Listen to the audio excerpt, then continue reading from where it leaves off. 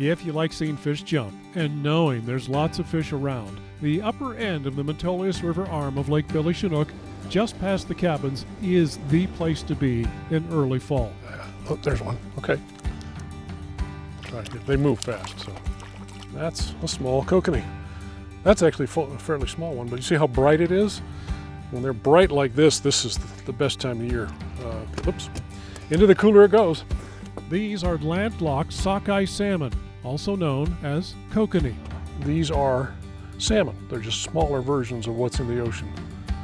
And boy, they are really, really good to eat. Kokanee complete their life cycle in fresh water as opposed to sea-run sockeye, which go to the ocean for a year or two before returning to spawn.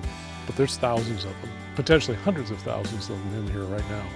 There will be more as more of the fish from the main lake cruise up to here. They hit these ledges in the bottom of the river channel, and they wait for their bodies to finish maturing before they continue their swim upstream. The trick is to lift the jigging lure up quickly and then follow it down on a slightly slacked line, maintaining just enough tension to detect a strike. Doing so allows the lure, be it a buzz bomb or Nordique, to wobble and flash on its way down. Fish typically hit the lure as it falls. This one is tail hooked, so technically you cannot keep that. The fish have to bite it. They have to have the hook in their mouth. What happens is these fish, they swirl around the lure so much, you'll hook them in the fins, in the back. This one's hooked in the tail. So I have to let this one go. The limit is 10 kokanee per person per day on Lake Billy Chinook. There's one. There you go. In addition to an Oregon fishing license, a Warm Springs tribal fishing permit is required to fish in the Metolius Arm, which borders the reservation. You can keep them when they're under 16 inches.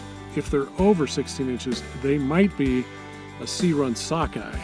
PGE and the tribes are trying to restore anadromous fish runs through here, and they're using the kokanee as the seeds for the sockeye run.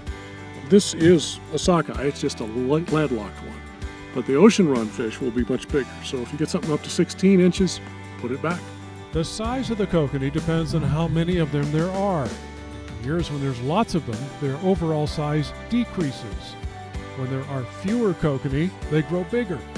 This year, they're running about 14 inches long. We got 4 downriggers. Usually we're out on the Metolius Arm fishing about 100 feet. But right now we're trying to get a bull trout and it's shallow, so we're trying to get as close to the bottom as possible. And we've caught 3 bull trout today in sea kokanee. This one has some color on it. So this one has a little bit of spawning color on it. Not too much. Come here, fish. That's a good sized one too. They're so hard to hold. That one's got some color.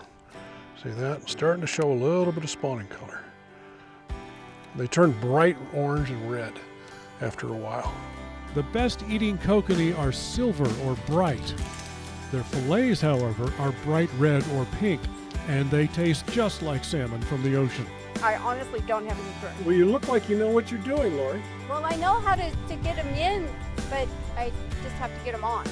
People often talk about the bounty of nature, and this is the time of year to harvest some kokanee. From Lake Billy Chinook, I'm Brooks Snavely for The Great Outdoors.